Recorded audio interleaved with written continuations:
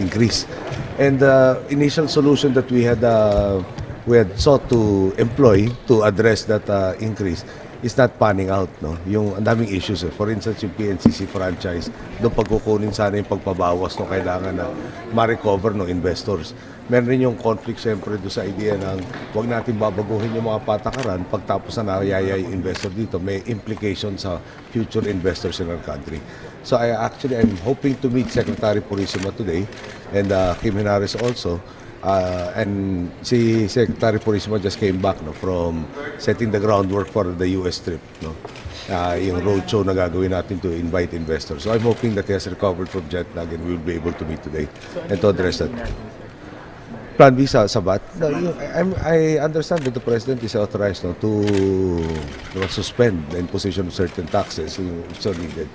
There is a study ongoing rin yung implications, no? Lalo na as far as SLEX is concerned, you increase the toll rates, you increase in transportation, tapos syempre yung VAT is another cost no? That might deter economic activity. So this all will be discussed. So yan yung plan B. I'm hoping to finish it with the Secretary Purisima today or tomorrow. Yung as you know, meron sa Millennium Challenge Corporation yung signing, no? It's over $400 million that we really need. The other aspect is we were informed by the ambassador the first time that I met him that there is a serious interest on the part of investors who want to know what's in store for them if they invest in the Philippines. So, you know that job generation is the first priority, and America still is, if not the biggest, one of our biggest trading partners. Therefore, we're called upon really to go there and try to make the country even more attractive to all of these investors in the hopes of generating all of those jobs. Sir, hanggang kailan yung i-defer yung isususpend yung implementation ng VAT? Ang sa akin, ulit ko na, priority ko dito ay 250% increase sa PISA SLEX na minana na lang namin. No? Yung franchise, for instance, ng PNCC, I have been advised that it has lapsed since 2007. No? Medyo 3 taon nang hindi nasikaso rito. Yung authority to collect that arises from that franchise seems to be in question. All of these matters are being studied by both the legal teams and the finance teams. No? And they will be giving me certain recommendations. Hopefully, at the very latest by tomorrow. Sir, ano mo ang position niyo dun sa imposition ng higher cigarette tax? Kasi yung proposal daw ito ni Health Secretary Ono. Well, I understand Secretary Ono was asked, do you favor an increase in taxes on especially on sin products? And he said yes. Tapos yung 90 pesos yata ang proposal, Secretary Ono's competence syempre is in health, not in the finance sector.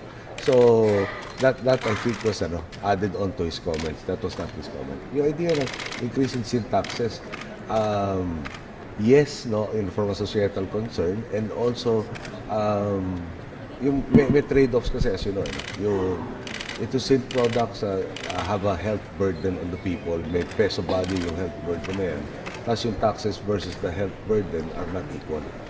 So that really has to be studied very, very well, exactly how much. And as you know, it will have to come from Congress, all measures of taxation and appropriation. So, sir, but if there will be a tax measure that you would pass, would you prioritize this since this involves public health? most probably, it's in taxes. Sir, maybe get your thoughts because 3 out of the 4 EOs issued by Malacanang is being questioned before the Supreme Court. Well, not to make light of it, no, pero one of the briefers that came before me questioned the grounds for the EO, no, on the constitutional provision on not deprivation of life, liberty, and property. And we're talking of a position. Medyo nahirapan ako maintindihan paano naging life, liberty, at property yung position na pinag-uusapan. Medyo ang babaw yata ng one of the arguments. My legal team tells me that a lot of the petitions are more of the rabble-rousing nature rather than on law. No? Pero siguro, the fundamental principle is this. We are trying to reform our society. We are trying to correct errors, mistakes, and deliberate actions that injure the public good. No? Undoubtedly, there will be people who benefited from that status quo to try and preserve the status quo. So the challenges are expected, and at may rap. So okay na tayo. But we are expecting those challenges, and hopefully, dito medyo din naman ako magko-comment at sub judice na yan. Baka naman tayo ma-issue pa na nakikialam na naman sa co-equal branch of government. Sir, talking to your relatives. Yes. Yung pagpunta niyo po sa US, ano anong industries yung isasama natin sa roadshow? And are you intending to include discussions on the visiting forces agreement since Congress has a move? I think the trip will be something like 4 days or so. No? So, at meron ng mga na-schedule. UN, I think, will be the primary thing. But then, the Millennium Challenge also, the signing of the compact. No? And then, yung roadshow, portion of it will be IT. No? There is a group called Philippine Development Foundation, which aims to help us grow our IT base, the people, the engineers, the scientists. Because there are Filipinos, or there are Americans of Filipino descent who are into venture capital industries, and they are already, they're movers and shakers of that industry. They find it difficult to invest in the Philippines primarily because kulang yung ating human resources to meet the needs of industries in that category. So, I'm sure I will be meeting them also. So, I'm hoping na hindi tayo ma-jet lang ng husto para makausap as many as possible. Pero we don't think we'll be able to accomplish everything that has to be done on that one trip. Then, of course, as you know, the other priorities, yung EU ASEAN Summit, no? We already have all the heads of state of the EU members present. So we will also have that as a priority. China and Japan, being very large trading partners, also are requesting trips to the respective countries. Sir, do you have plans to have bilateral meetings with President Obama or other leaders in the UN? That has yet to be finalized. Okay. Sir, kinausap niyo po ba yung mga kamag-anak niyo sa Luisita? As you know, I adopted the hands-off. I adopted the hands-off policy. So, I think for me to act properly here, if my constituents in Luisita had asked me to meet with them, I would have. If the religious sector, if the other yung chambers of commerce namin doon, or my relatives wanted to discuss it, then I would have discussed. But none of them approached. So I handled other matters. Sir, going back to the EO, do you think it's unfair to accuse your legal advisors as being amateurs?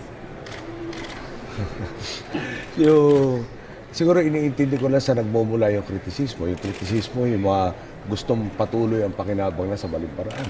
No? So, kung sila pumuri sa atin, lalo tayong kakabahan. Bakit tayo pinupuri bigla dito mga to? So, yung normal and par for the course. But definitely, sir, you don't see any lapses sa legal opinion. Nobody's perfect, no?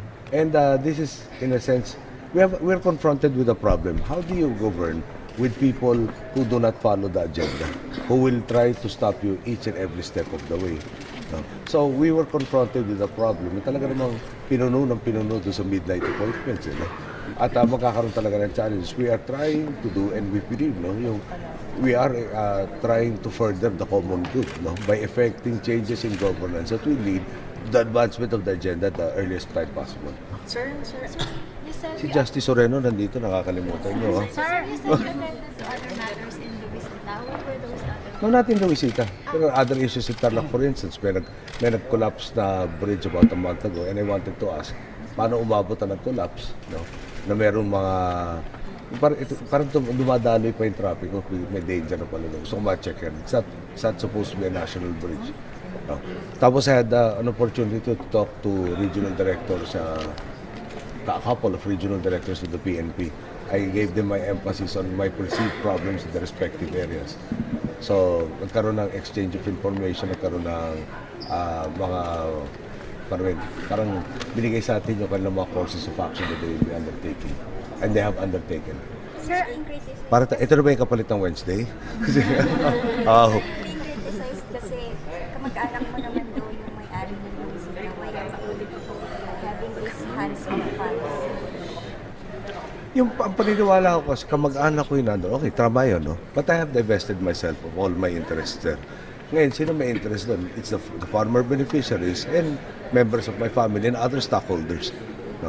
So, ang tanong dito, sino ba pinakamagaling makalaman kung anong dapat mangyari sa kanila? Paniniwala ko, yung mga taong directly involved at hindi yung mga nasa labas na dokumentaryo, ang mas may kakayahan malaman kung anong dapat puntahan ng kanilang korporasyon doon. So, kung ako papasok doon, parang nakikialam ako, nag-i-impose ako sa mga taong napinsala for the past 6 years. Ano? So, ako po, sinabi ko naman, boss ko ang taong bayan, kasama rin sila sa taong bayan, sila may interest ng diretsuhan, sila magsabi sa akin kung saan dapat ang direksyon.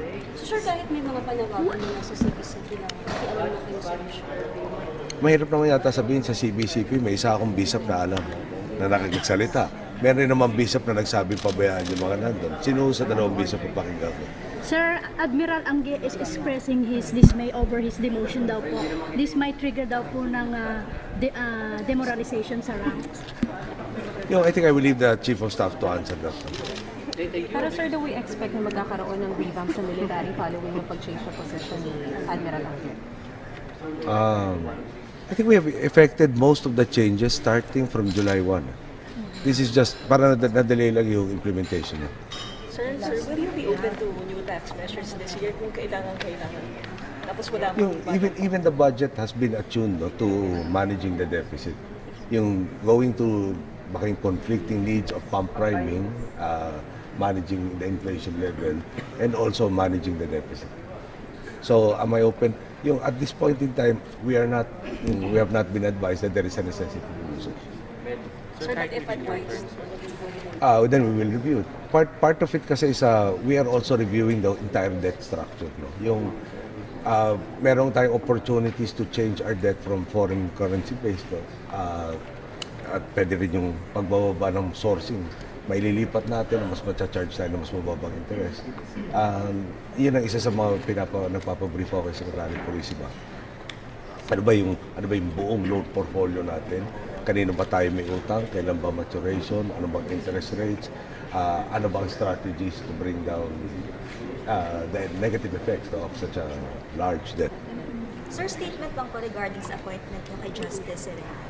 Well, na-review natin yung mga CB, no? Talaga napaka, how should I put it, inspiring siguro, yung resume ni Justice. For instance, naipanalo yung 2 kaso sa Piatco tsaka sa Fraport, no? Nandun din siya sa MOA AD, sa parehong pananaw natin siguro sa dismemberment of the Republic. At marami pang iba. Pati na yung centerpiece ng ating gustong gawing reform sa ating judiciary. Siya rin ang namuno nung 2000, kung di ako nagkakamali, nung study na nag-identify ng mga problema ng ating judicial system. Ngayon na nandiyan na siya, may implement ng mas mabilis palagay ko, no? Yung mga kailangan ng pagbabago sa ating judikatura. Sir, kung you don't personally know, alam mo, Ateneo at that time was 2,000 students strong. Siguro isa naman ang kantin namin doon. Nagkasalubong kami siguro at some point in time. We're both economics majors. Pero to be honest, I don't really recall ever having met her or debated with her or being in the same class with her. May one batch na difference. Ano? Thank you. Sir, how would you differentiate yung appointment niyo po kay Justice Serena sa Last pag-appoint po ni dating Pangulong Arroyo sa mga naunang Supreme Court justices? Well, palagay ko, number 1, wala tayong question kung nasa timely manner ba. No, talagang sinunod natin lahat ng proseso dito. At palagay ko naman, mas ang daming puring inabot natin sa paghirang kay Justice Serena. No? Kaya doon siguro ay iwan na marami nakaka-recognize na talagang aking talino, galing at nagawa na hindi ho promised pero yung actuality na nagawa na niya na talagang makakadagdag ho sa ating Korte Suprema. Okay? Thank you. Thank you. Thank you guys. Makita kita tayo mamaya. Thank you.